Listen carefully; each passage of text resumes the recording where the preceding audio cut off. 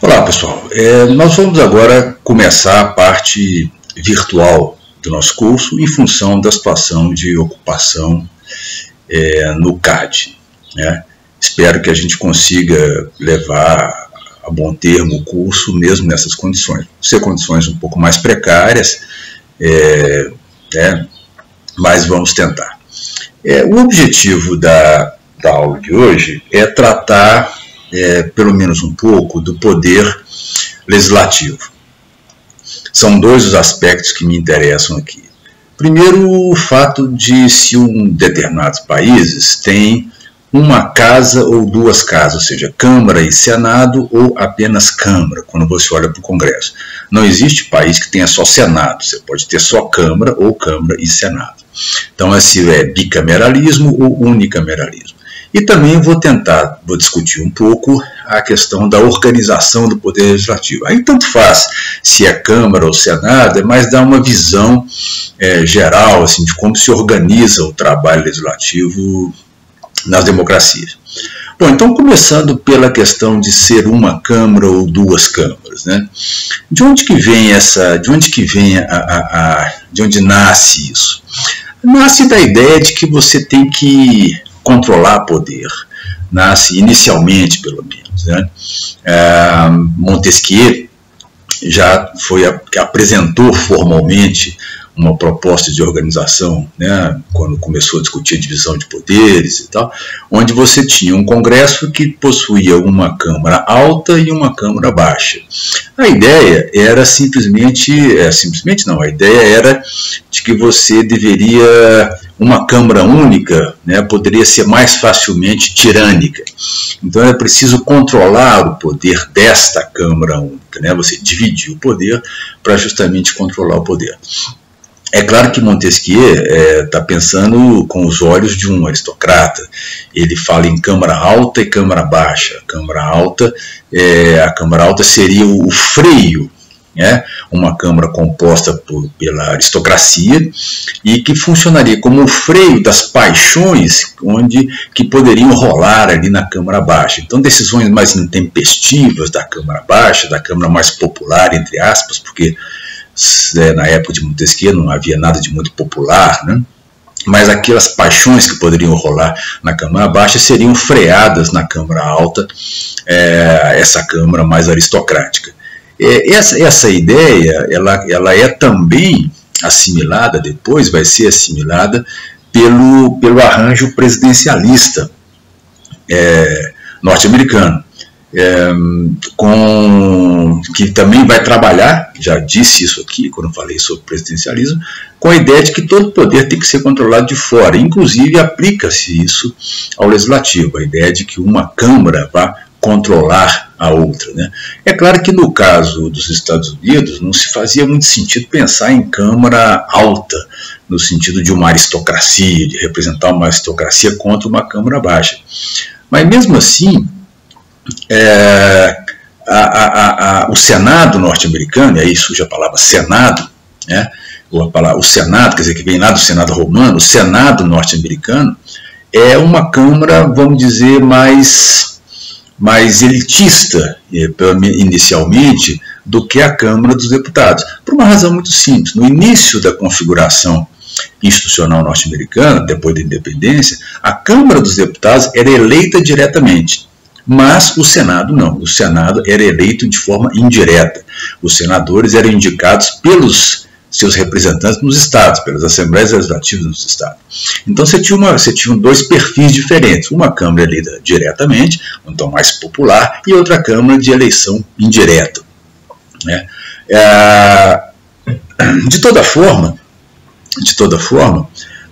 seja na visão de Montesquieu, seja de qualquer maneira, você sempre vai enxergar uma tendência o Senado vai ser geralmente uma Câmara tendencialmente mais conservadora, mais elitista e tendencialmente mais conservadora, dentro do espírito do Montesquieu mesmo. É uma Câmara mais experiente, mais sênior, né, capaz então de frear os arroubos daquela Câmara Baixa. Se a gente olhar os senados pelo mundo afora, o Brasil mesmo a gente pode olhar, e é um bom exemplo disso, você vai ver vários indicativos disso, de uma Câmara tendencialmente mais conservadora. Então, por exemplo, se você pega o próprio fato de que os senados geralmente são um número muito mais reduzido de representantes. No Brasil são 81 contra 513 da Câmara dos Deputados. Bom, o fato de ser um corpo mais reduzido significa que é mais difícil entrar nesse corpo, é um grupo mais seleto. É muito mais fácil você se eleger deputado do que se eleger senador, né? O Senado geralmente costuma ser um ponto mais elevado de uma carreira política. Um outro elemento que você pode pegar disso é a própria idade, né? Várias constituições, e quase a Constituição brasileira, estabelecem idades mínimas diferentes para o Senado e para a Câmara. A ideia de que o senador deve ser alguém com maior experiência de vida. Então, no caso do Brasil, são 35 anos para o Senado e 21 para a Câmara dos Deputados. Um terceiro aspecto, que também aponta no sentido de uma maior, de algo mais tendencialmente conservador, mais tendencialmente elitista, é o mandato, o tamanho do mandato. Geralmente, nos Estados Unidos, o mandato da Câmara é 2 anos, apenas 2 anos, Senado 4 anos. No Brasil, são 4 anos para a Câmara e 8 anos para o Senado. Existem exceções, nem sempre. Tem alguns senados que são do mesmo tamanho, o mandato é igual à Câmara, mas é muito comum acontecer isso. E o fato de você ter mandatos mais longos tem um impacto enorme, porque se você vai ser... O que é uma eleição? Uma eleição, a eleição periódica, ela é um processo de aferição de julgamento de mandatos. Quer dizer, quando um deputado, um senador se submete a uma eleição, ele está se submetendo a julgamento. O senador é submetido a julgamento de 8 em 8 anos, enquanto que o deputado de 4 em 4 anos, no caso do Brasil.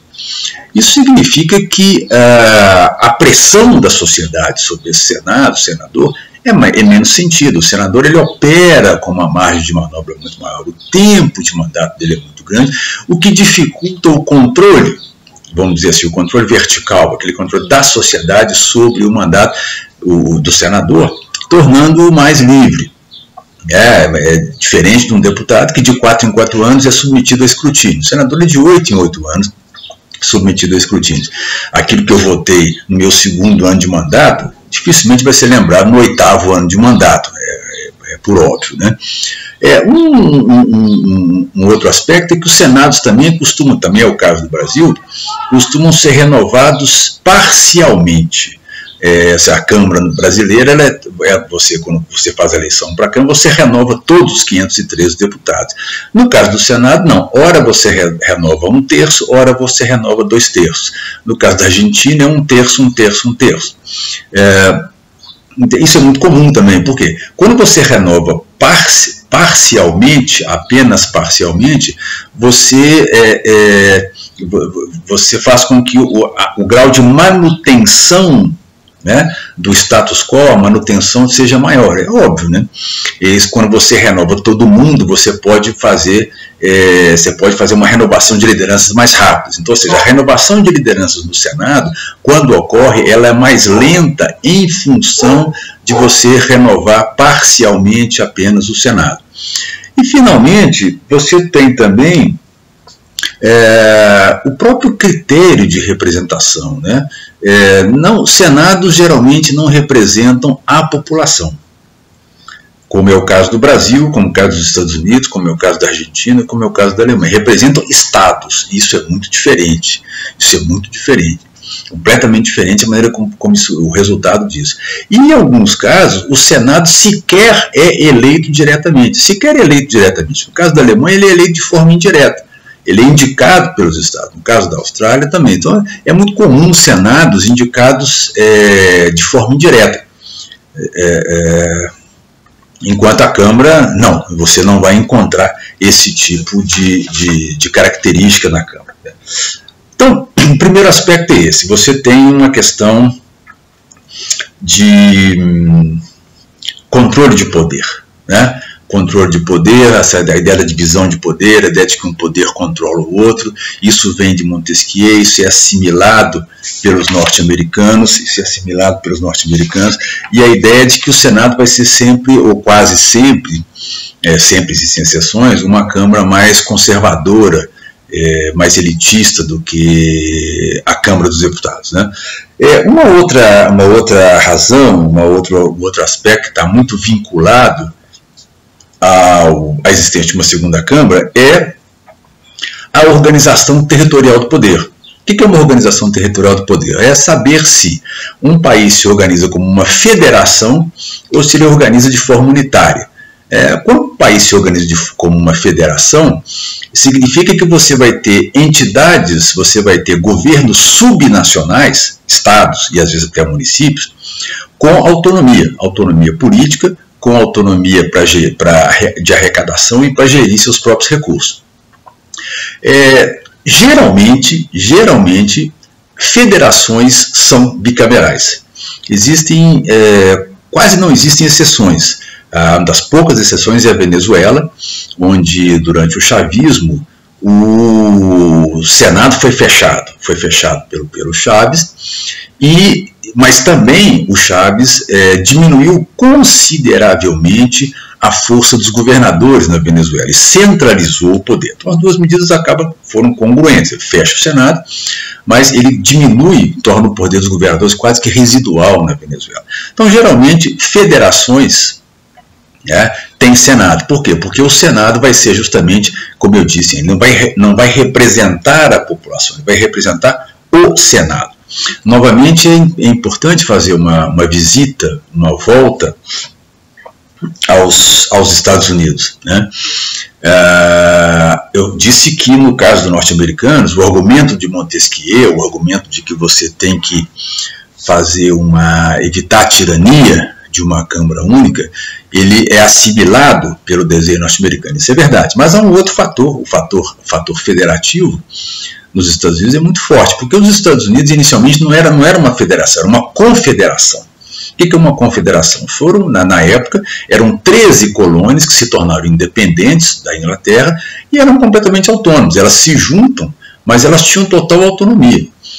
A condição daquilo ali se transformar de fato num país, e aí, portanto, numa federação e não numa confederação, foi que houvesse uma Câmara onde os estados tivessem igual poder independentemente de sua população. E aí que vem os Estados Unidos, assim como no Brasil. Os estados são representados de forma igual. São 3 senadores no Brasil, 3 senadores por estado, independentemente do estado. Quer dizer, nesse caso, nós estamos juntando duas coisas. Primeiro,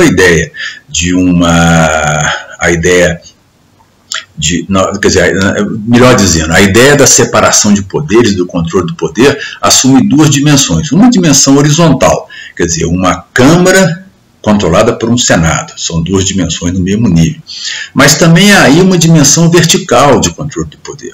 A ideia de que os governos, quer dizer, os governos subnacionais, têm um local onde eles fazem valer a sua voz e de forma igualitária. Tanto faz o Acre como São Paulo, todos eles têm 3 votos no Senado.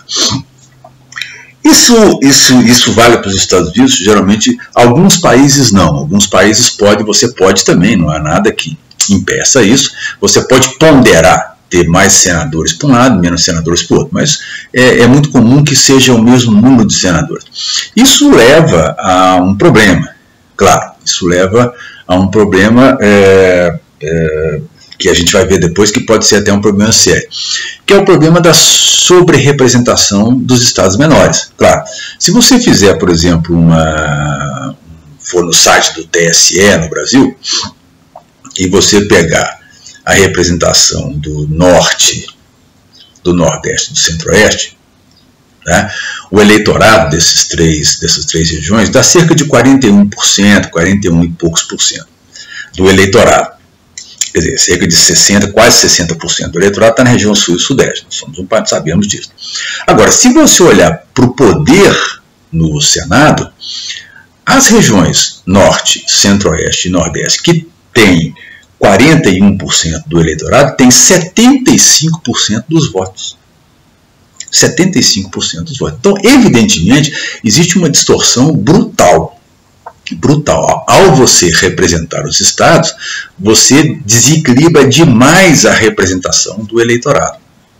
Isso vai se tornar, isso seria menos complicado, isso é menos complicado, vamos dizer assim, nos países onde o Senado legisla apenas sobre aqueles assuntos que dizem respeito aos estados, ou seja, apenas aqueles assuntos que dizem respeito ao arranjo federativo. Por exemplo, tributos, cobrança, ICMS, essas coisas, empréstimos para o exterior, qualquer coisa que diz respeito ao Estado. Mas é muito complicado quando o Senado, e que costuma ser a maioria dos casos, quando o Senado legisla sobre qualquer coisa, como, por exemplo, Código de Direito Civil, que não tem nada a ver com o Estado, isso tem a ver com a população. Então, essa sobre-representação é um problema, a gente volta a isso depois.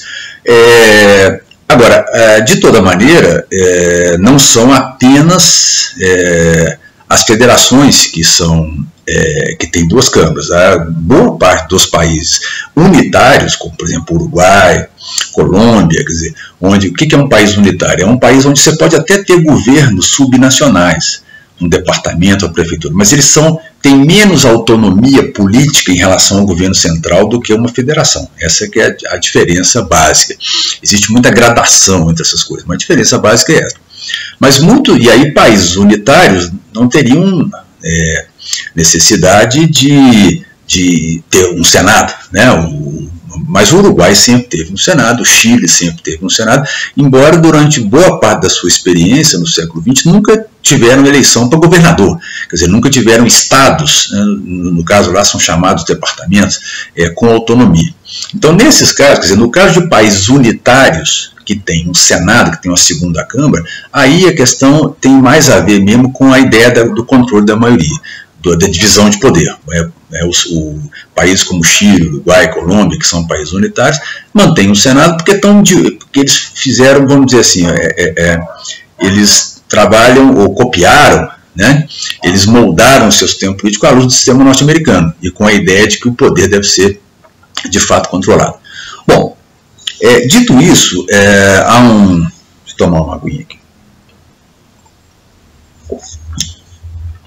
Dito isso, há um aspecto importante, uma outra maneira de se considerar a coisa da Câmara, é você pensar qual é a consequência para o processo legislativo, ou seja, para o processo de elaboração legal de um país, né? Nesse caso, tem vantagens e desvantagens, né? Nesse caso, tem vantagens e desvantagens.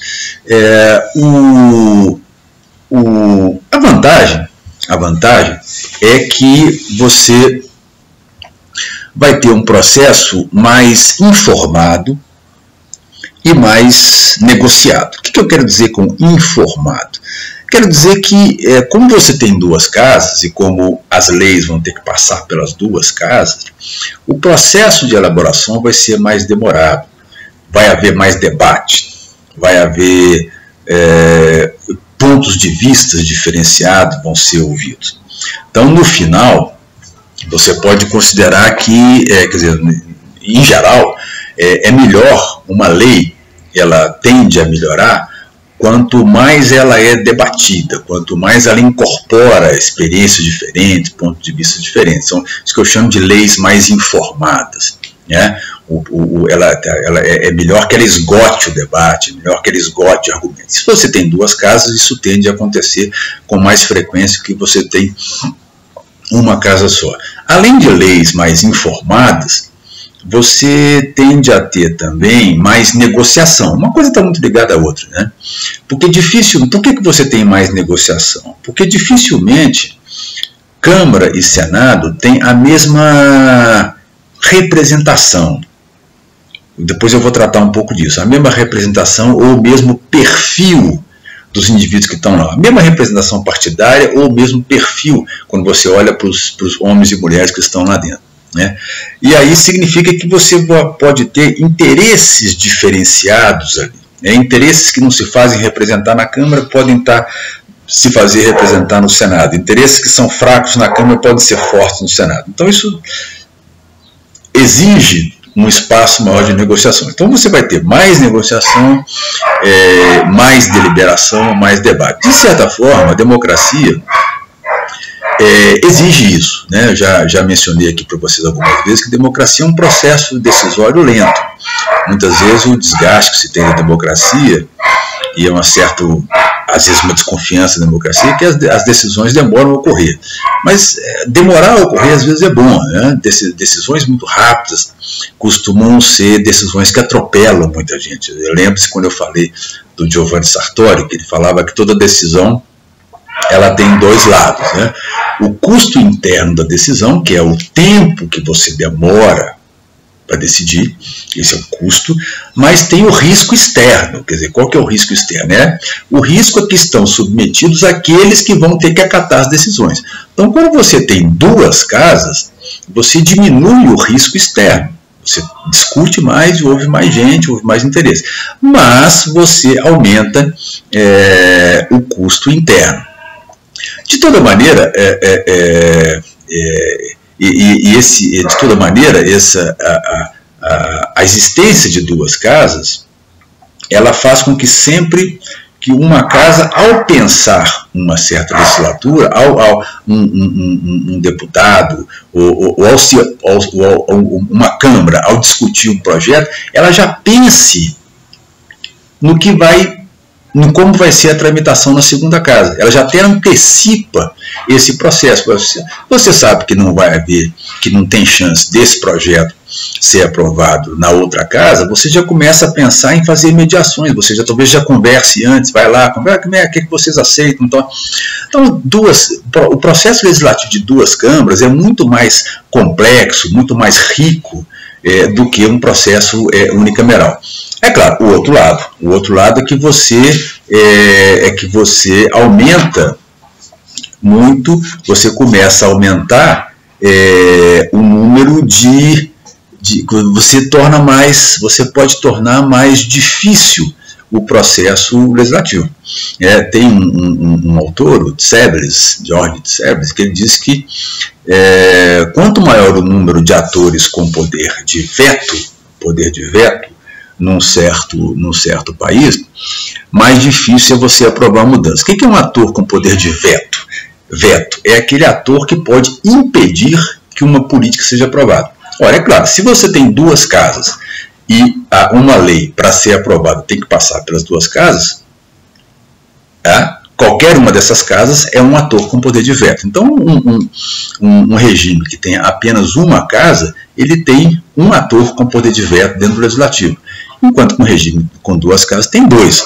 Então, você pode ter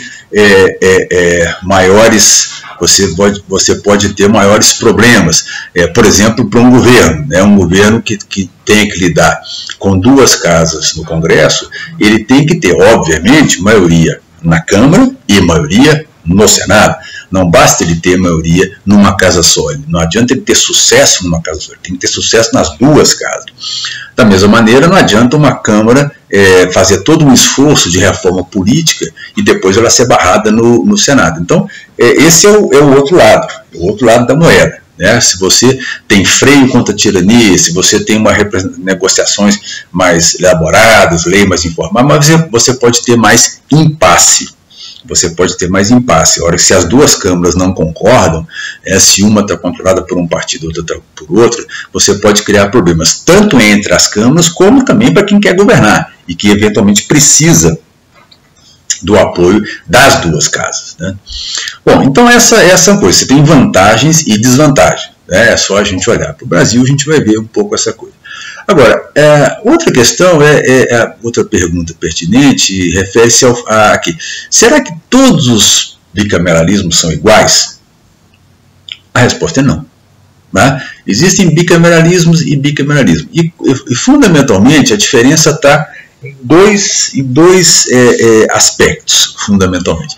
Primeiro, vamos chamar de simetria. que eu quero dizer com simetria? Eu quero saber se os poderes, se as câmaras são equivalentes em termos de poder. Então, simetria é isso. Se elas são equivalentes, se eu digo que elas são assimétricas, é porque uma é mais poderosa que a outra. E o segundo aspecto é congruência. É se as câmaras são parecidas ou diferentes no que se refere à sua composição partidária e ao perfil dos seus legisladores e legisladoras. Né? Vamos pegar um por um desses aspectos. No caso da simetria, como é que você sabe que um bicameralismo é simétrico? Olha para a Constituição. Né? Um bicameralismo simétrico é quando as atribuições das casas são mais ou menos semelhantes. Não existe, a Constituição não dá mais poder a uma casa do que a outra. E geralmente, no bicameralismo simétrico, tudo que é aprovado numa casa tem que passar pela outra. Ou seja, a segunda casa é sempre uma casa revisora, que é o caso do Brasil. Tudo que passa na Câmara tem que passar no Senado. E tudo que passa no Senado tem que passar pela Câmara. Tá? Também é um sinal de simetria quando qualquer uma das casas tem a prerrogativa de iniciar uma legislação. Quer dizer, quem é que pode propor uma legislação? É a Câmara abaixo ou a Câmara alta? Quando são as duas, Câmara e Senado, também você está apontando para uma simetria. Né? Mas seja quem for que inicia a legislação, Câmara ou Senado, a outra casa vai ter que examinar. O outro critério para você verificar se há ou não uma simetria entre essas casas é você saber como é que você resolve os impasses, as divergências. Né? Porque uma Câmara pode aprovar uma coisa, uma Câmara pode querer uma coisa, outra querer outra. Eu aprovo um projeto na Câmara e mando para o Senado. O Senado não concorda. O que acontece? Como é que você resolve esse impasse? Existem várias maneiras de resolver esse impasse. Alguns países, simplesmente, o projeto fica indo e voltando. Vai para um lado, vai para o outro, até que se nomeie uma comissão para resolver a questão. Os Estados Unidos têm muito essa tendência. Outras, elas estabelecem o seguinte, que a Câmara que inicia o processo, quer dizer, onde teve início o processo de discussão, é a Câmara que termina o processo. E aí você estabelece quantas rodadas são. No caso do Brasil, se o projeto começa na Câmara, e ele vai para o Senado. Do Senado, se ele é aprovado pelo Senado, ótimo. Ele vai para a sanção ou veto presidencial. Se ele é rejeitado no Senado, ele morre ali. Tá? Porque ele tem que ser aprovado nas horas. Agora, se o Senado aprova o projeto, mas faz modificações, ele volta para a Câmara. Mas aí a Câmara dá a palavra final. Então, é uma ida e volta, mas com limite. E o limite é dado pela casa que inicia. Mas isso privilegia a Câmara. Não, porque o Senado, no caso do Brasil e no caso de vários países, o Senado também pode começar a legislação. Então, se o Senado começa, ele vai para a Câmara. Se a Câmara veta, acabou. Se a Câmara derruba, né, acabou. Se a Câmara modifica, volta para o Senado. E aí o Senado dá a palavra final e aí a coisa vai para a sanção do presidente, que pode vetar, o presidente pode vetar ou sancionar. Né? Existem países também que, diante do impasse, nomeiam uma comissão uma comissão paritária, composta por deputados e senadores, e ali tenta-se chegar a um acordo. E existem situações também que você pode juntar as duas casas e votar. O Congresso votar. É claro que, como o Senado sempre é em menor número, a votação não é simplesmente misturar deputados e senadores, é você fazer, as duas casas ficam juntas, uma vota e depois a outra vota. E aí as duas têm que aprovar. Qual que é a vantagem disso? A vantagem é que você tem um debate ali. Né? Você tem um debate, você pode ter alguma coisa do gênero. Então essa é a questão da simetria. Um bicameralismo é simétrico quando as duas casas têm mais ou menos a mesma atribuição. No caso do Brasil, é bastante simétrico. Existem algumas coisas que são específicas do Senado. Por exemplo, a aprovação, o que se refere a relações exteriores, é muito mais do Senado do que da Câmara. A aprovação de autoridades como o Banco Central, ou como o presidente do Banco Central, ou como os membros do Supremo, isso é uma atribuição do Senado Federal. Então você poderia dizer, então o Senado é mais poderoso. Não, porque no caso do Brasil, todas as iniciativas que vêm do Executivo, por exemplo, medidas provisórias, nós vamos depois discutir um pouco o caso do Brasil, não nessa aula, na aula futura. Por exemplo, quando o Executivo manda uma medida provisória, e toda lei que vem do Executivo, ela começa na Câmara. Então, e como o Executivo manda muita lei, né, o Executivo ele produz muita legislação no Brasil, a Câmara tem uma vantagem, porque começa na Câmara, depois vai para o Senado e a Câmara bate o martelo. Nunca começa no Senado. Então o Senado tem algumas vantagens, mas a Câmara tem uma vantagem importante. E como nós vamos ver depois, no caso de medidas provisórias, isso é muito importante, porque a medida provisória tem que ser votada em 120 dias, mas não existe nenhuma regra que diz o seguinte, que os primeiros 60 dias são da Câmara e os segundos 60 dias são do Senado. A Câmara pode ficar 110 dias com a batata quente e depois mandar para o Senado, que tem 10 dias para resolver. Então a Câmara tem vantagens no caso do Brasil. Então é uma simetria, mas com ligeira tendência no processo legislativo para a Câmara dos Deputados. O segundo critério, então, para ver para classificar bicameralismos, é o critério que eu chamei de congruência. Aí são duas coisas. Primeiro, é saber se a composição partidária é a mesma nas duas câmaras, ou seja, se os mesmos partidos, se a força relativa dos partidos é a mesma nas duas casas. Ou se em uma casa, por exemplo, o PMDB é mais forte, na outra o PT é mais forte, ou seja lá o que for.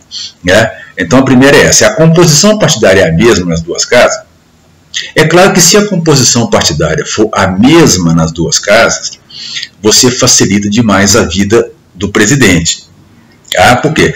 Porque se são basicamente os mesmos partidos e a mesma correlação de forças, você pode supor que aquele acordo que você fez ali na Câmara valha para o Senado, com pequenos arranjos, mas são as mesmas forças. Agora, se a composição partidária é completamente diferente, ou é bastante diferente nas duas casas, então um acordo para a Câmara não necessariamente é o acordo para o Senado.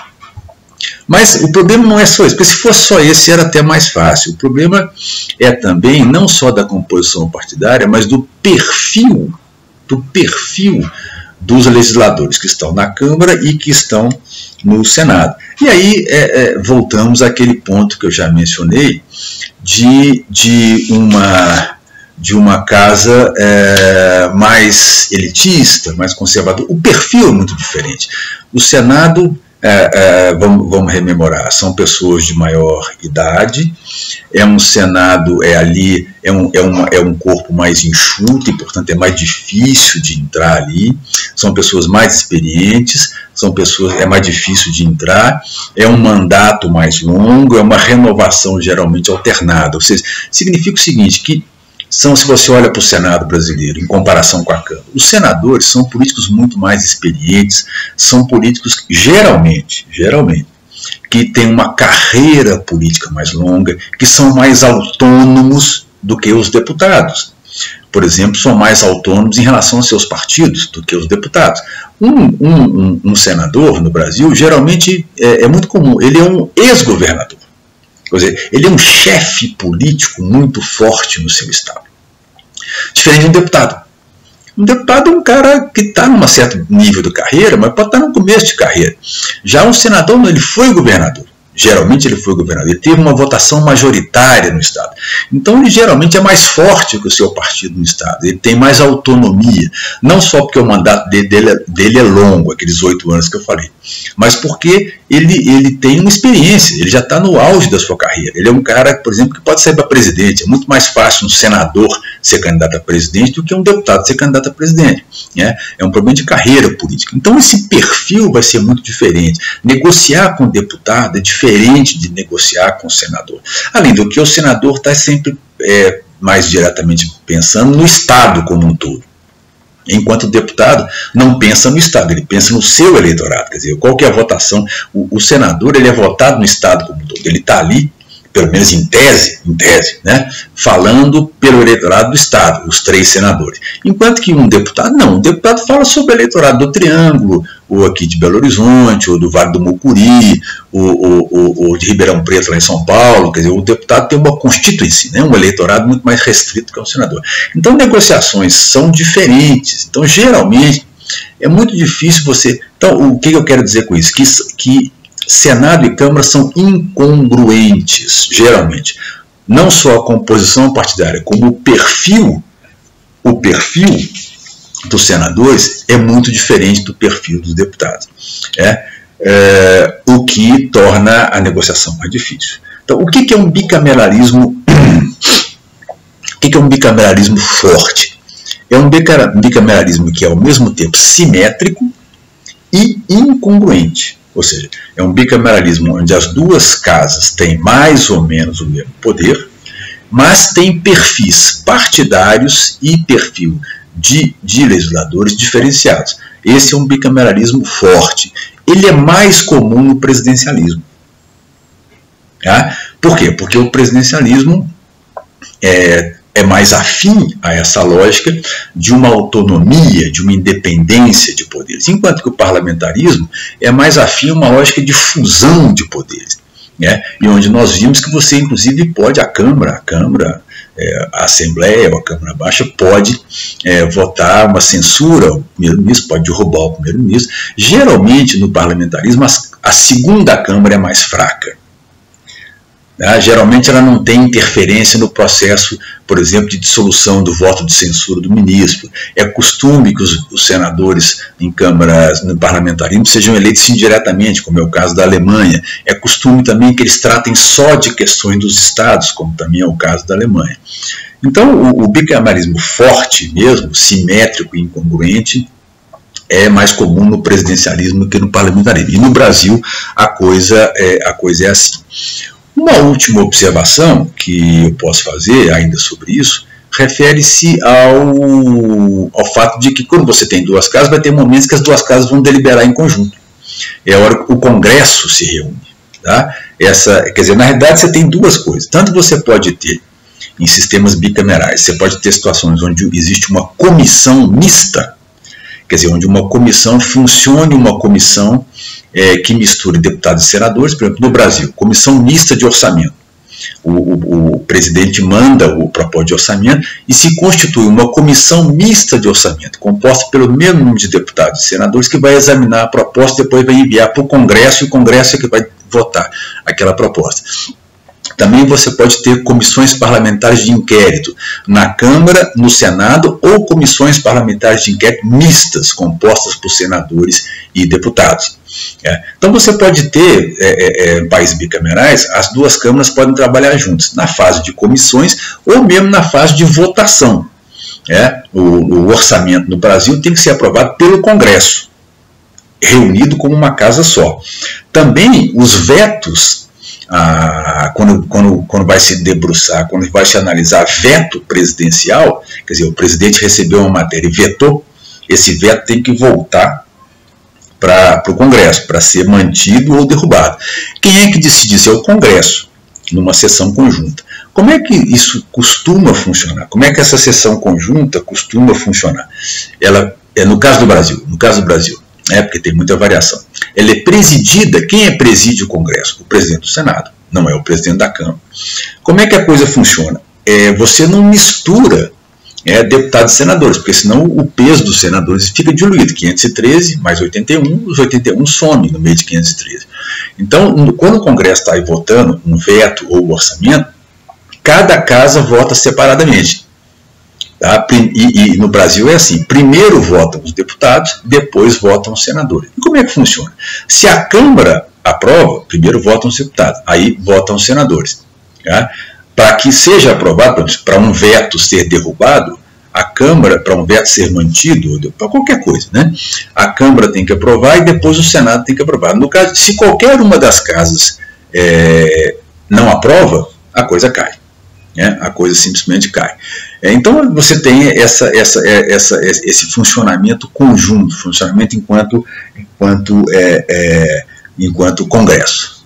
Bom, no caso do Brasil, quer dizer, uma última observação refere-se à origem do nosso Congresso, né? Nós não somos, no nosso caso, o Senado não está vinculado à existência do presidencialismo, embora seja compatível, porque nós somos um país com duas câmaras desde o Império. A Constituição de 1824, tanto a Constituição de 1824, né, é a primeira Constituição do Império no Brasil, como a Constituição de 1889 mantém o bicameralismo. Nós somos, então, bicamerais desde o Império. Não foi porque viramos presidencialistas, uma república presidencialista, que adotamos o bicameralismo. Já era assim no Império.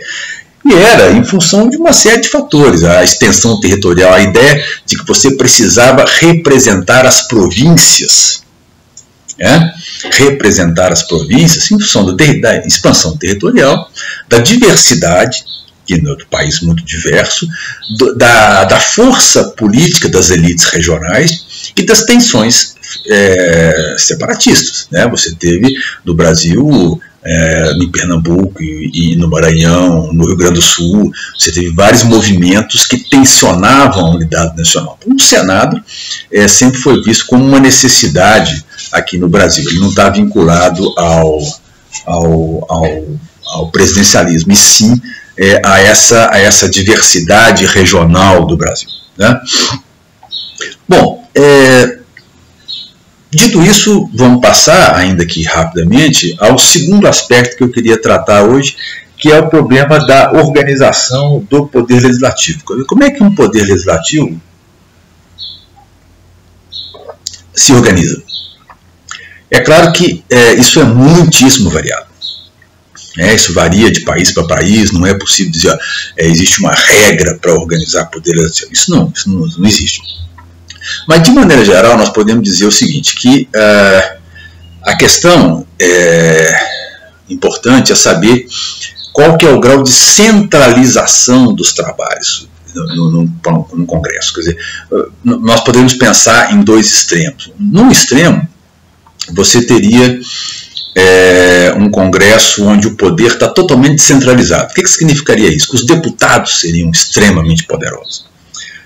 E no outro extremo, você teria um Congresso com uma estruturação hierárquica do poder, onde acima dos deputados você teria outras instituições, como a mesa diretora, os líderes partidários, as comissões, que teriam mais poder do que os deputados individualmente.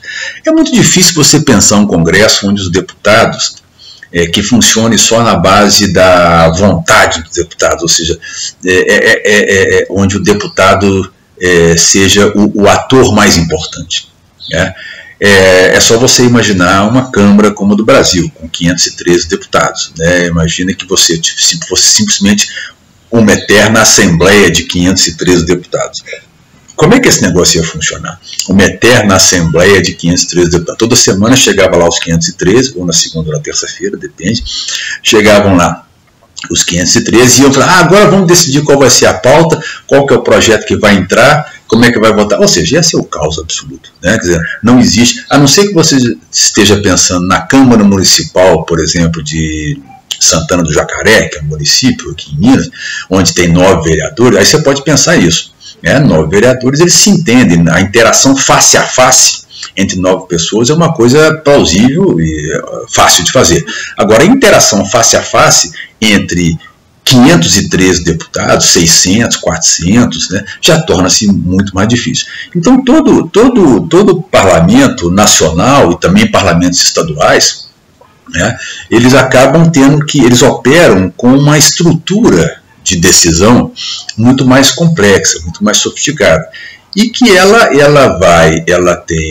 tem como órgão supremo, é claro, sempre o plenário, que é onde os deputados se juntam. Vai falar, mas então são os deputados que não são os deputados. O plenário é sempre o órgão supremo, é o órgão onde você vai tomar É claro que existem exceções, existem, por exemplo, certas situações em que uma decisão de uma comissão pode ser terminativa, ou seja, nem tudo precisa ir ao plenário, num congresso, tá? Nem tudo precisa ir ao plenário, mas muita coisa vai ao plenário, e o plenário é o local onde você reúne os deputados, onde vão para lá todos os deputados ou todos os senadores, e onde se decide que lei vai ser aprovada, qual não vai ser. Então, o plenário, de fato, é um órgão supremo. Ele é o conjunto dos deputados. Agora, entre cada deputado individualmente e o plenário, tem um longo caminho. Aliás, o plenário, embora ele seja, de fato, o órgão supremo, geralmente, quando as coisas chegam no plenário, já estão decididas.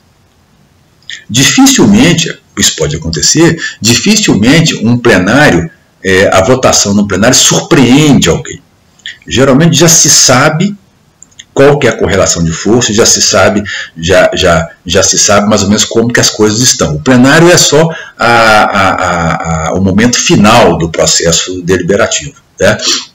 O mais importante é o processo anterior, é todo o processo anterior. E esse processo tem 3 atores importantes, além dos deputados individualmente, que é a mesa diretora, os líderes partidários e as comissões. Então, entre os deputados e o plenário, tem pelo menos 3 estruturas que são importantes. Mesa diretora, líderes partidários e comissões de trabalho. A mesa diretora, nós temos acompanhado aí, por exemplo, acompanhamos o processo em 2015, que acabou culminando no processo do impeachment da Dilma, e presenciamos qual era o poder do Eduardo Cunha, que felizmente está preso e tal. Mas aquilo ali, o Cunha exerceu de maneira mais autoritária na nossa história o poder de uma mesa diretora. A mesa diretora, seja da Câmara ou do Senado, ela tem controle sobre 2 coisas cruciais. A pauta do Congresso, ou seja, o que vai ser votado, e isso é crucial, porque, como eu já disse também alguma vez aí em algumas aulas, em política, nem sempre é importante só o que vai ser votado, mas é o que não vai ser votado. É a ordem que vai ser. Então, quem decide o que vai ser votado tem muito poder. É claro que o presidente da Câmara, ele, na maioria das vezes, inclusive no Brasil, ele tem poder para decidir monocraticamente o que vai ser votado. Ele pode consultar os líderes, pode consultar, tem outra conversa.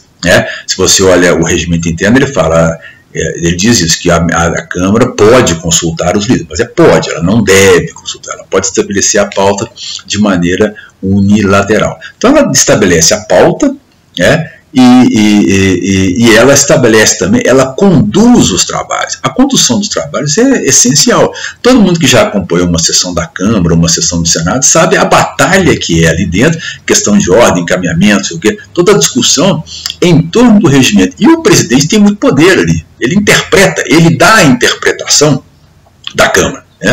E a sua voz é importante, ela pode ser derrubada pelo plenário, mas é difícil articular o plenário contra o presidente, seja da Câmara como do Senado. O Eduardo Cunha exerceu esse poder de maneira impressionante. No caso do Brasil, nós temos uma outra coisa que nós vimos também no processo do impeachment, que é que o Eduardo Cunha tinha autoridade, só ele, de abrir o processo de impeachment. Ele não precisava consultar ninguém, ele simplesmente podia acatar o processo de impeachment. Então a mesa diretora é crucial, ela conduz os trabalhos, ela define a pauta e conduz os trabalhos. Isso é absolutamente decisivo em todo o processo. Além disso, ela também pode, em várias situações, designar comissões, nomear deputados. Geralmente essa nomeação é feita pelos líderes, mas se os líderes não fazem, a Câmara tem o poder de nomear. Então a Câmara tem poder, a Câmara não, a presidência, seja da Câmara, seja do Senado. Por isso que é importante o presidente da República, e um dos grandes problemas da Dilma foi a ter sido derrotada pelo Eduardo Cunha na disputa à presidência da Câmara. E, para piorar, a Dilma, ao montar o seu governo, criou atritos com o presidente do Senado. Então a Câmara, ela tinha, ela tinha na Câmara um inimigo declarado e na presidência do Senado um amigo insatisfeito. Então a coisa ficou difícil de funcionar para a Dilma, porque ela perdeu, né? No presidencialismo, você não governa sem o Congresso. E, principalmente, se você não tem uma relação próxima, não precisa ser não precisam ser exatamente seus capachos, né? Mas você não tem uma relação de afinidade com as mesas diretoras das duas casas. Então a mesa diretora é crucial nesse processo e ela é muitíssimo poderosa, muitíssimo poderosa. Ela é eleita, tem um mandato, no caso do Brasil são um mandato de 2 anos, não é possível reeleição, é uma eleição, existe geralmente um acordo de que o partido maior indica o presidente, mas isso nem sempre é observado, isso tem sido mudado muito pela correlação de forças, né? Haja visto que o PT era a maior bancada na Câmara em 2015 e o Eduardo Cunha foi eleito e não havia depois um membro do PT na mesa diretora. Então isso tudo é sempre um acordo político, né? Outra instância importante é o líder partidário. O líder partidário ele é eleito pelos seus próprios deputados. Geralmente pode ser de ano em ano, 2 em 2 anos, pode ser reconduzido, isso aí depende do partido. Agora, uma vez eleito, ele tem muito poder. Geralmente o líder tem prerrogativas, ele tem muito mais poder, e é razoável que seja, porque ele é eleito para representar a bancada, né? E é isso que facilita o processo, né? Qualquer negociação que você vai fazer numa Câmara ou num Senado, você, em vez de discutir com os 100 deputados, com os 70 deputados do PMDB, você discute com o líder do PMDB, supondo que ele represente aqueles 70. Né? Então, o líder ele representa aquela bancada. E ele tem, isso isso facilita a coordenação. Você faz acordo de líderes, né? Você não precisa reunir os 513, você precisa reunir os líderes e chegar a um acordo, a um consenso, ou uma posição majoritária dos líderes. É isso que permite com que a Câmara ande. Isso permite com que a Câmara proceda de maneira normal. E esses líderes têm uma série de poderes regimentais. Geralmente eles podem falar muito mais do que os deputados, né? Podem pedir a palavra. Um líder geralmente pode pedir a palavra a hora que quiser, e ele tem direito a essa palavra, é incontestável, ele fala pela liderança, ele encaminha a posição da bancada, ele tem prerrogativas maiores na hora de fazer emendas a projetos, ele indica, no caso do Brasil, é o líder quem indica para qual comissão de trabalho vai o deputado. Então o líder tem muito poder. O líder, em algumas situações, a assinatura dele a alguma coisa vale o número de deputados que ele representa, o que a gente chama de agente perfeito, né? Muitas vezes, líderes que correspondem a 1/3 da Câmara têm poder. Não precisa daquele 1/3 da Câmara expressar alguma coisa, basta que líderes que correspondam àquele 1/3 expressem alguma coisa. Então os líderes são extremamente importantes e eles é que coordenam e centralizam e geralmente operam junto com a mesa. Geralmente a mesa é muito comum, né, que a mesa ouça os líderes e se reúna num colégio. O Brasil, na Câmara dos Deputados do Brasil, inclusive, tem um colégio de líderes, que justamente tem essa função, tentar chegar a acordos procedimentais, acordo de como nós vamos conduzir os trabalhos dentro da Câmara dos Deputados, né? Então o líder é uma segunda, quer dizer, o que nós estamos fazendo? Nós estamos centralizando a Câmara. Na realidade, o deputado ele não tem muito poder na Câmara. Quem tem poder é a mesa diretora e os líderes, né? Quando o eleitor brasileiro pensa que está elegendo um deputado e esse deputado faz um monte de promessas ou se compromete a fazer um monte de coisa na Câmara, ele está vendendo gato por lebre, porque quando chega no Congresso ele não tem poder nenhum. Mas vamos chegar lá. A terceira instância, quer dizer, mesa diretora, plenário, mesa diretora, líderes e agora as comissões. Comissão, o que é uma comissão? Comissão é um comitê, né, de interação, um comitê com a autoridade legislativa sobre determinado assunto. Comitê com autoridade legislativa sobre determinado assunto. Comissão de saúde, comissão de educação, comissão de relações exteriores, de indústria e comércio, de finanças, tributação, de Constituição e Justiça. Ou seja,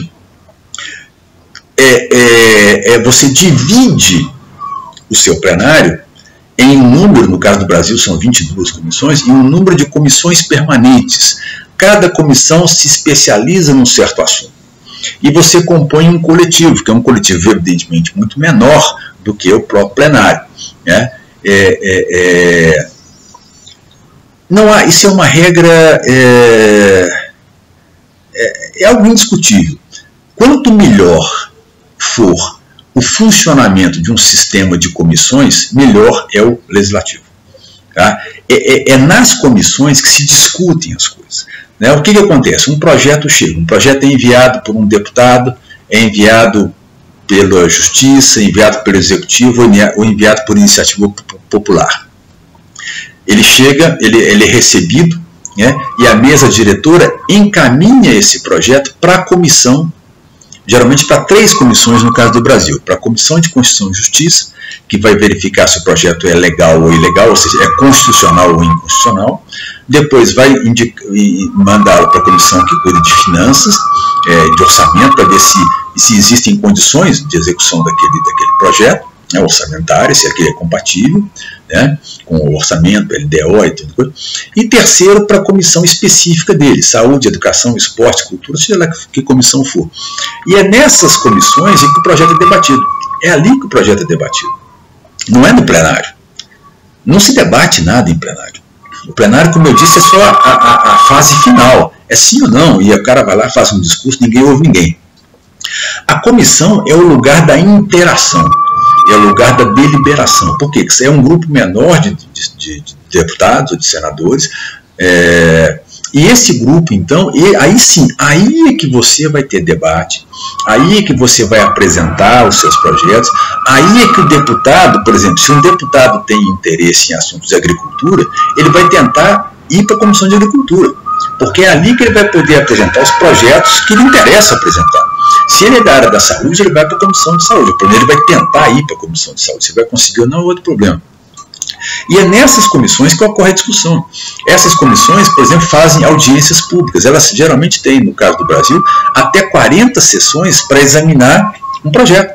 Então isso vai ser discutido, e você faz audiência pública, você chama os diversos setores da sociedade para ouvi-los, para ver o que acontece, para ver quais são os impactos, para ver as opiniões conflitantes, faz debate, faz seminários. As comissões têm ampla margem para fazer com que a discussão do projeto seja mais relevante. Então, a comissão é o lugar onde o deputado, de fato, atua.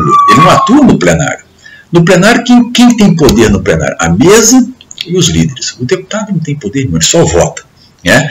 O deputado, onde é que ele pode exercer algum poder? Na comissão. É claro que ele não é o todo-poderoso. A comissão tem um presidente e tal, tem tudo. Os partidos, tudo está lá. Né? Mas é ali o deputado está com outros 30, 40 deputados, ou no caso de senadores são menos, né? E ali ele pode falar mais, ele pode apresentar emendas. Então, essa é a questão crucial. Né? Um projeto, em tese, só vai para o plenário depois que passa pelas comissões. Tá? Aí ele passa, ou é aprovado, ou ele sofre emendas, ou ele recebe um substitutivo. O que é um substitutivo? É quando a comissão pega aquele projeto, deixa ele de lado e apresenta um outro no lugar. Né? E aí aquele outro que vai para o plenário. Então a comissão é crucial. Um bom legislativo tem boas comissões. É claro que quanto maior o legislativo, melhor. Porque numa Câmara, bom, é fácil entender isso, uma Câmara de vereadores que tenha lá 17 vereadores, como é que ela vai montar muitas comissões? Não tem gente para montar. Não adianta eu fazer, se a Câmara tem 17, vou fazer 20 comissões aqui na Câmara de Vereadores de Sete Lagoas. E aí todos os vereadores vão participar de todas as comissões. Não adianta nada. Porque o sistema de comissão significa o seguinte, significa que você está estimulando o deputado a se especializar no assunto. Não faz sentido que os deputados participem de todas as comissões. Não, geralmente um deputado participa de uma comissão, naquela comissão que lhe interessa ou naquela comissão que ele tem expertise. Então, por exemplo, você vai ver economistas não vão estar na comissão de educação. Juristas não vão estar na comissão de saúde. Até podem estar, mas a ideia é que ou você aproveita o conhecimento prévio daquele legislador, ou então ele se torna um especialista. Às vezes a pessoa pode ficar muito tempo naquela comissão e se transformar num especialista em tributação, num especialista em saúde, num especialista em relações exteriores, o que é bom. É bom que um congresso tenha especialistas, é bom que um congresso tenha especialização, divisão de trabalho e troca de informação. Então, por isso, o sistema de comissões é talvez o órgão mais importante de qualquer congresso. Agora, para isso, o sistema de comissões ele tem que ter poder de fato, porque você pode ter, não vou entrar muito nisso, que talvez quando entrar no Brasil, porque senão eu vou me alongar demais, mas você pode ter um sistema de comissões que não tenha poder. Não, ele tem que ter poder, ou seja, ele tem que poder de fato modificar as leis, ele tem que controlar a pauta, que ele tá lidando. Então, senão não resolve nada. E, por fim, você tem os deputados. O deputado, vamos dizer assim, que é o último piso de qualquer organização legislativa. O deputado não pode fazer nada? Não, o deputado pode fazer muita coisa. O deputado ele pode apresentar projeto de lei, ele pode falar, ele pode pedir informação, ele pode fazer uma emenda num projeto, ele pode fazer um monte de coisa. Só que ele tem pouca influência sobre a pauta. Aliás, ele não tem nenhuma influência sobre a pauta e não há nenhuma segurança. Por exemplo, tem deputado que apresenta dezenas de projetos, e nenhum é aprovado. Por quê? Porque ele não controla a pauta. A pauta é determinada muito pelo executivo, pela força do executivo e pela mesa da Câmara e pelos líderes. O deputado não tem influência nenhuma. Então é muito comum que um deputado passe pelo Congresso e não aprove nada. Não aprova, ele pode sugerir, mas ele não aprova nenhum projeto de sua autoria. Uma coisa que os deputados têm, garantida por lei, é a aprovação de emendas ao orçamento, que é a maneira que o legislativo, que a legislação brasileira encontrou de fazer com que o deputado não tenha poder nenhum. O deputado pode apresentar emendas ao orçamento, destinando recursos do orçamento para onde ele quiser, para a sua base eleitoral, para o seu estado. Isso hoje é garantido. Você tem um teto, um limite, o deputado apresenta, e o Estado hoje, inclusive, é obrigado a executar, obrigado entre aspas, porque sempre tem jeito de você sair disso, executar aquelas emendas. Que esse é o principal poder do deputado. Claro que o deputado vai tentar fazer muita coisa, vai intermediar, por exemplo, vai encaminhar prefeitos para bater na porta do ministério, tentar conseguir verba, um monte de coisa. Mas o que eu estou destacando aqui é só a organização do legislativo. E na organização do legislativo, o deputado é o elo mais fraco. O deputado individualmente não tem muito poder. Por isso eu fiz um comentário lá atrás, que o nosso sistema político, por exemplo, entre as várias incongruências dele, tem o fato de que o eleitor acha que, como o eleitor vota no deputado, não vota no partido, ele acha que aquele deputado tem poder no Congresso. Não tem nenhum. É como se você estivesse escolhendo o agente errado. Na realidade, quem controla o Congresso no Brasil são os partidos. É o poder executivo em aliança com os partidos. E os presidentes. Os presidentes geralmente são eleitos pelos partidos. Os presidentes da Câmara e do Senado. O deputado individualmente não tem poder. Então nós temos no nosso sistema, essa é uma das várias incongruências do nosso sistema. Quer dizer, nós votamos em indivíduos como se esses indivíduos, os deputados, fossem os grandes atores dentro do Congresso, mas quando você olha o Congresso, não são eles os grandes atores. Eles geralmente são, a não ser, claro, aqueles de maior expressão, tal, a não ser aquele que vira presidente da Câmara, ou vira líder do partido, mas o deputado, de maneira geral, a grande massa de deputados, a grande massa de senadores, tem muito pouco poder, tem quase nenhuma influência sobre a pauta. Ele pode fazer muita coisa, mas decisivamente ele é muito pouco capaz de influenciar nos rumos do processo legislativo. Então, isso de maneira geral o que seria. É claro que eu fui muito rápido, muito superficial na coisa, mas era só para destacar que todo o Congresso, e isso é assim, quando eu falei de partidos, eu mencionei muito isso, os partidos são importantes nas democracias porque são eles que organizam o processo legislativo. Eu mencionei aquela época. Imagina um Congresso que tenha que funcionar na base de cada voto uma sentença. Não, cada cabeça uma sentença. Não funciona, né? Então, o Congresso ele é composto por deputados, mas os deputados têm poderes diferenciados, né? Líderes, presidente de comissão, presidente de Câmara, são muito mais poderosos que os deputados do chamado baixo clero, né? Bom, é isso, né? Eu vou deixar no Moodle 2 textos como referência, um texto sobre a organização da Câmara dos Deputados do Brasil e outro texto sobre o bicameralismo e o Senado brasileiro. Vou deixar no Moodle, deixo lá para vocês. Como eu já disse naquela mensagem que eu enviei, eu não vou, nós vamos, em função dessa mudança na nossa dinâmica, nós vamos ter um trabalho final e não mais aquela prova em sala. Então, esses textos, depois, para esse trabalho final, eu vou, evidentemente, fazer algumas perguntas, e aí nas perguntas já vão estar indicados os textos que vocês vão estar aqui lendo. Então, nem necessariamente todos os textos que eu vou deixar daqui para frente são uma leitura obrigatória. Isso vai estar definido pelo trabalho final. Mas eu deixo lá, vocês podem se interessar, vocês podem querer lê-los. Uma outra questão é aquilo que eu disse também numa mensagem que eu enviei a vocês. Cada aula dessas, eu vou fazer uma pergunta, né?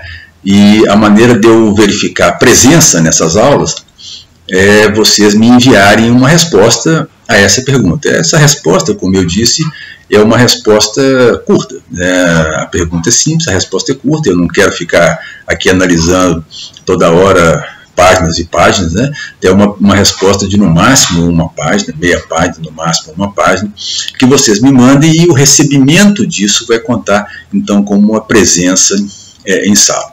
No caso, eu gostaria que vocês me dissessem se vocês acham vantajosa a adoção do Senado no Brasil, quais seriam as vantagens e desvantagens de uma segunda Câmara e como é que vocês aplicariam isso no Brasil. Mas tentem responder isso sinteticamente, não precisa de ser uma coisa assim, tão elaborada. Bom, até a próxima.